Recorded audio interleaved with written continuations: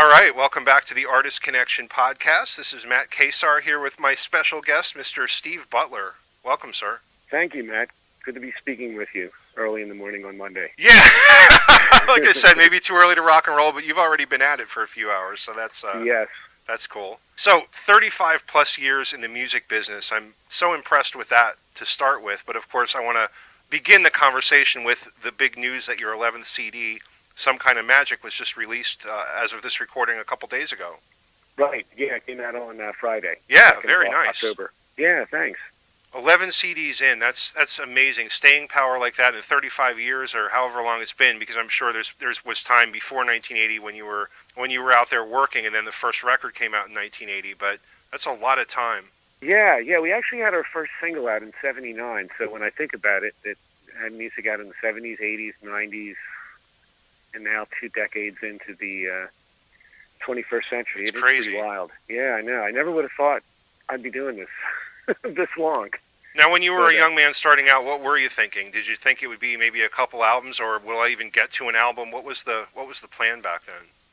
I think from the time I started playing guitar, I just, I wanted to be in a band. I had an older brother, Brian, who was playing in bands and kind of took me under his wing, and we started writing songs together very early on. So I think I was 12 when I wrote my first song with him. So, yeah. So it's good. We have a really great connection. It's like we kind of think like one brain by this time. And it's kind of like Mick and Keith. I was reading this thing about, how Mick and Keith were friends since they were little kids, started playing music as teenagers. And, you look at those relationships where people just keep working and it works. That's what it does. It does, and you have, you're bonded, of course, by blood, having your sibling in the band. Mick and Keith, are bonded by that music, and I guess over time it becomes a brotherhood between them, but ups and downs, at least with the Stones, ups and downs through the decades that we've all seen. Sure. Yeah, and there's that thing of being brothers that, oftentimes when we sing, people aren't really sure who's singing that. Yeah, It's kind of like Don and Phil Everly. They have a genetic thing. A lot of brothers. A lot of brothers in rock and roll. I think of the Kinks. I'm going to go see Dave Davies in a couple of weeks, and I've been a huge fan of the Kinks forever. But oh yeah, one of my top 3 bands. Period. Oh, what are the other 2? Just curious. What are your top 3? I think as a kid it was the Beatles and the Stones. But it was always I really liked the British invasion music a lot. Yeah, me too. The Yardbirds and the Who and all that. But I, influenced a lot by kind of the American response to the British invasion. Bands like the Byrds, Buffalo Springfield, stuff like that were huge influences in my music. Do I detect a little Tom Petty in there too? Yeah, well, it's funny. People say that, but it's kind of, not that I'm not aware of Tom Petty and not like him, but I think Tom Petty had his first record out in '76. Mine was out in '79. So I think it's probably more that Tom Petty and Smash Palace probably are kind of dipping from the same well. Sure. Because when I listen to Tom Petty, I go, that's Roger McGuinn. Yeah, exactly. Yeah, that's it. Yeah. So, and he would be the first guy to admit it. So it's, and I'm sure the Beatles were a huge influence on him too. So. Well, I love the new record. It's 4 tracks, and as we were talking about a little bit before we started recording, that's kind of the time, right? Getting those couple songs out there, getting a few songs out there, recording more, getting it out there. People have relatively short attention spans, so it's good to grab them often rather than making us wait 3 years for the next Smash Palace record. Yeah, I think for a lot of bands, those days are over. I think like in the 80s and 90s and into the 21st century, the early part, people could go away for 3 or 4 years and come back with a record, and everybody was waiting for it with bated breath. But now there's so much music. It's unbelievable the amount of music that comes out that you can, people forget about you. Just on to the next thing. So, and I like having new music out more often rather than, the EP is great. You can get a record out, at least for us, like every 9 to 12 months. Oh, that's nice. Yeah. It is funny how it's coming full circle to when you think of the late 50s and the 60s, where a lot of it was singles driven. the 45s, and they would come out every couple months, and then EPs, of course, were very popular then. I have a bunch of them from like the Kinks and the Animals, and he would put the EPs out. And then we got away from that into album-oriented rock, and now we're kind of coming back.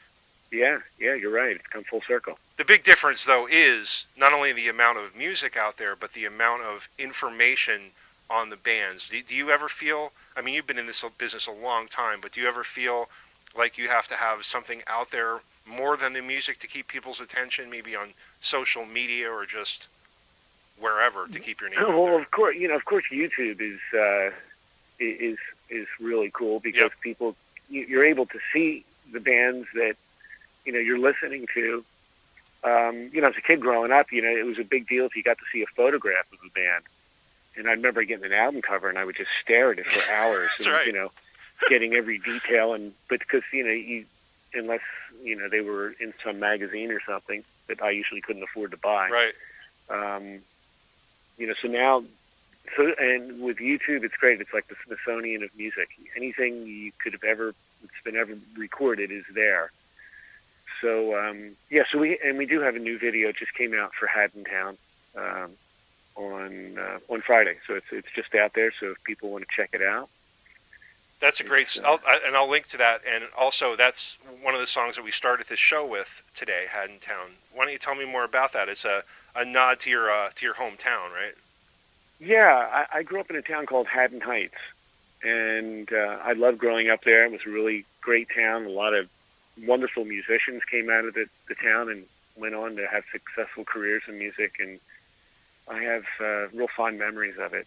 And then there's three towns real close together. Another one called Haddonfield, and I had lived there for like 15 years.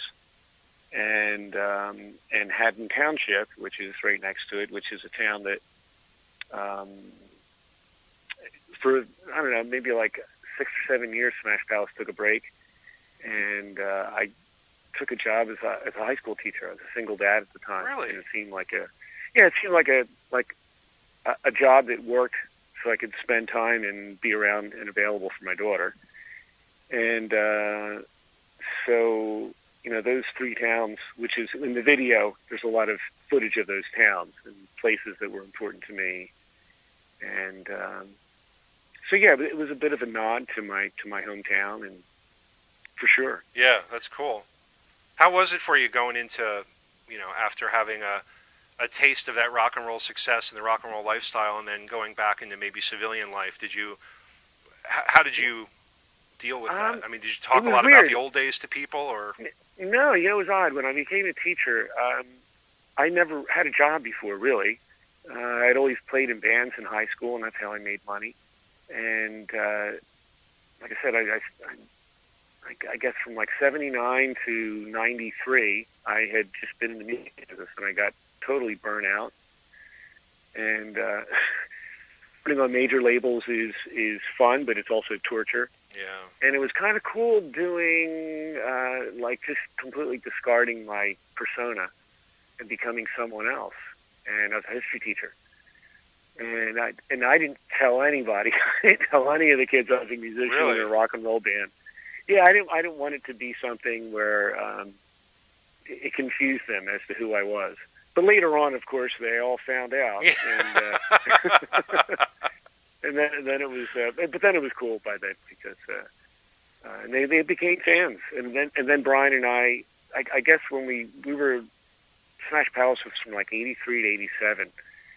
And after 1987, we did staff music writing for a few different publishers, and which I found really unrewarding. It seemed like a great idea because there was a lot of money involved, but I just didn't dig writing music for people I wasn't really interested in artistically. Right.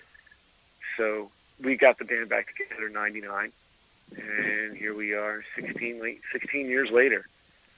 That's quite a story. I mean, that in-between time, and for me, well, the initial run of Smash Palace, 83 to 87, that's my high school years right there. So when I told you before, near and dear to my heart, the music that you relate to back then tends to stick with you. At least it does with me. Oh, sure. So you have a special place in my heart